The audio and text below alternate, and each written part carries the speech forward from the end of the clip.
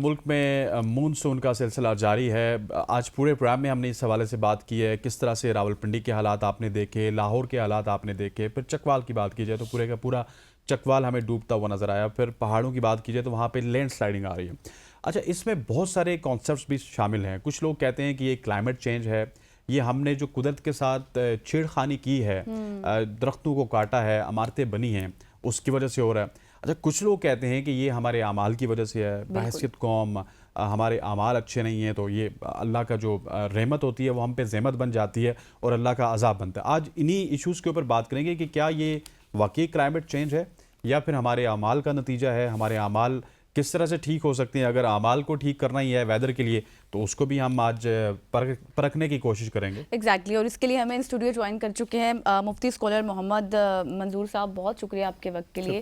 سب سے پہلے تو سر ہم یہی بات کریں گے کہ جو نیچرل ڈیزاسٹرز ہیں کس چیز کی علامت ہے، اگر ہم اکارڈنگ ٹو قرآن دیکھیں تو؟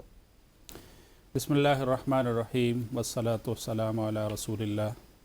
سب سے پہلے آپ کا ABN کا بہت شکریہ۔ اگر قرآن و حدیث کا مطالعہ کیا جائے تو یہ آسمانی آفات جو ہوتی ہیں جیسے آندھی، زلزلے، طوفان، سیلاب، وبا، کوئی بھی بیماری، اس کو اگر دیکھا جائے تو یہ اللہ تعالیٰ کی طرف سے سزا، عذاب بھی ہوتا ہے، تنبیہ بھی ہوتی ہے اور امتحان بھی ہوتا ہے۔ تو قرآن و حدیث میں اس سے مختلف آیات کریمہ اور حدیث مبارکہ کی روشنی میں اگر دیکھا جائے تو اس دعائیں بھی سکھلائی گئی ہیں اور بتایا بھی گیا ہے۔ جیسے آیت کریمہ ہے وَمَا أَصَابَكُم مِّن مُّصِيبَةٍ فَبِمَا كَسَبَتْ أَيْدِيكُمْ، کہ تمہارے اوپر جو بھی تکلیف آئے، جو بھی مصیبت آئے، فَبِمَا كَسَبَتْ أَيْدِيكُمْ، یہ تمہارے ہاتھوں کے کیے کی وجہ سے، یعنی تم نے جو کچھ بھی کیا۔ اسی طرح ایک دوسری حدیث آیت مبارکہ کے اندر ہے کہ پہلی جو قومیں تھی، قوم عاد، قوم سمود، ان کے بارے میں اللہ تعالیٰ نے ارشاد فرمایا کہ فَكُلًّا أَخَذْنَا بِذَنْبِهِ فَمِنْهُمْ مَنْ أَرْسَلْنَا عَلَيْهِ حَاسِبًا فَمِنْهُمْ مَنْ أَخَذَتْهُ الصَّيْحَةُ وَمِنْهُمْ مَنْ خَسَفْنَا بِهِ الْأَرْضَ، کہ ان میں سے ہر ایک کو ہم نے پکڑا۔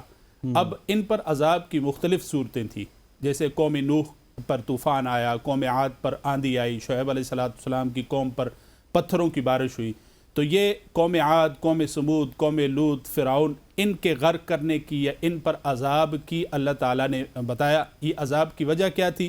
کہ ان کی نافرمانی اور بغاوت تھی، اور ان کی نافرمانی اور بغاوت کے اندر حالانکہ وہ کہتے تھے کہ من اشد منا قوہ، ہم سے کون